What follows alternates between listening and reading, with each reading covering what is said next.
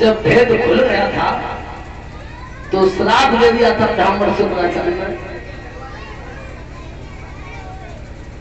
काया दुर्लभ हो गई थी राजा याती की।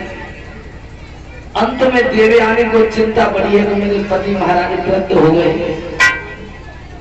तो अपने पिता के घर लेकर के गई है और अपने पिता से हाथ जोड़ करके कहने लगी, पिताजी जैसा कर्म इन्ने करो उसकी सजा भोग चुके हैं, ऐसा कोई उपाय करो जब मेरे पति पुनः जवान हो जाए।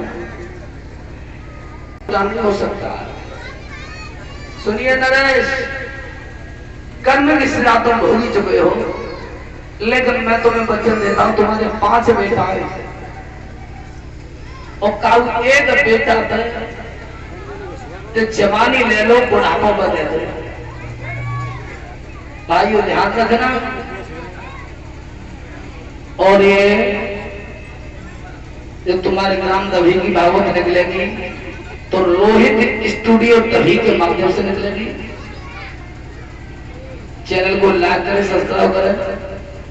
बंटी स्टूडियो के नाम से निकलेगी। इस समय मोबाइल खोल के देख सकते हो, लाइव चल रही होगी। तो भैया चैनल सब्सक्राइब करिए, लाइक करिए। क्या घाटा पहुंचाने का चैनल वाले को जरूर फायदा है। जो बालक मेहनत कर रहे हैं, छोटे हो तो बड़ो कैसे बनेगा। तो सबसे पहले अपने बड़े पुत्र के पास आए और अपने बेटा के सामने प्रस्ताव रख दिया, बेटा तेरे नाना ने हमें श्राप लगा दिया है, बेटा हमारे ऊपर बुढ़ापा है, कुछ दिन के लिए बेजवान ही रहते, हमारा बुढ़ापा है। क्रोध में आ गया था बड़ा पुत्र और क्रोध में आकर के अपने बाप को जवाब दे रहा है। क्या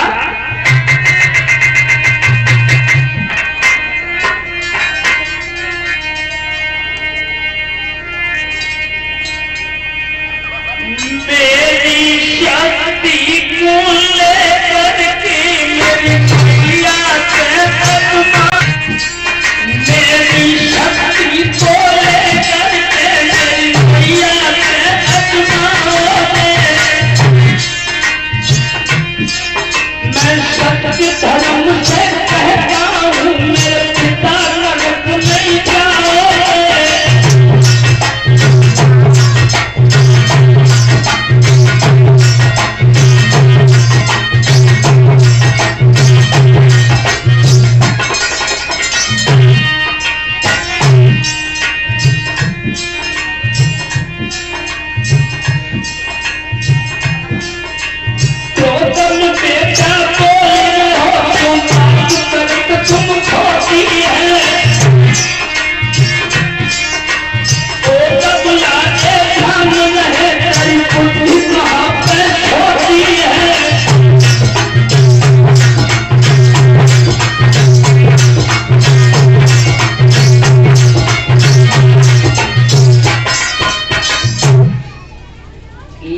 लज्जा महसूस नहीं होती?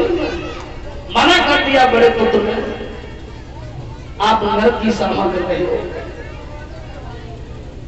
चारों पुत्रों ने मना कर दिया तो सबसे छोटा पुत्र था, उसका नाम पुरु था। पुरु नाम के बालक ने अपनी जवानी दी हमारे पिता को और बुढ़ापा धारण किया है। भाइयों कुछ वर्ष विस्तृत हुई वर्षा, एक की बात थी कि राजा यात्री को शक हुआ है, तब विचार किया ये समय भोग करने का नहीं है, भजन करने का है। उसी समय अपने बेटा की जवानी को लौटाया है, इसमें अपने बुढ़ापे को धारण किया है और उत्तर अधिकारी बना करके पुरु नाम के बालक को महाराज याती देवयानी तपस्या करने के लिए जंगल में चले गए। बोलिए गोविंद भगवान की।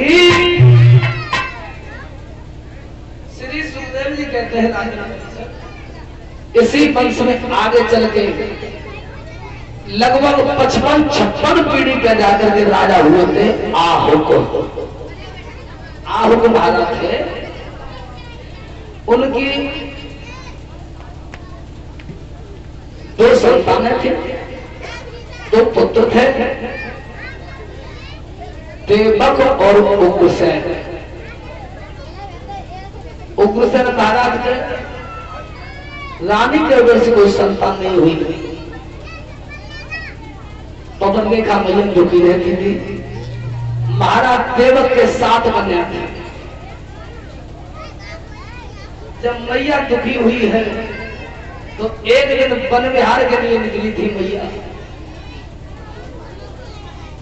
मौसम का मिजाज बदल गया, आंधी तूफान बनकर चलने लगे। डरावना दृश्य दिखाई दे रहा है। चौथरा से काली काली घटाएं थी। भाइयों ध्यान रखना,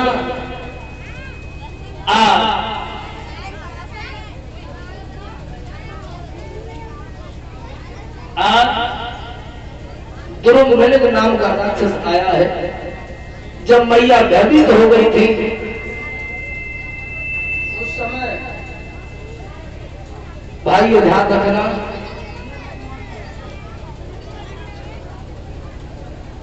कर्म कौन सा दिया है।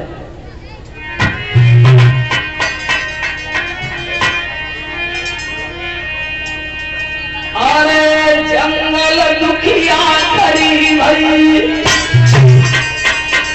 चौथर पाकर दिल खाई।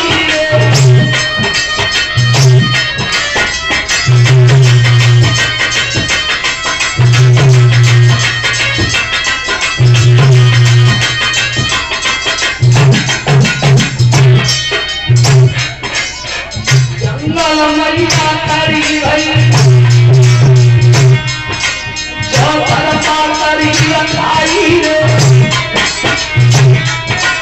और संग सहेली छूट गई,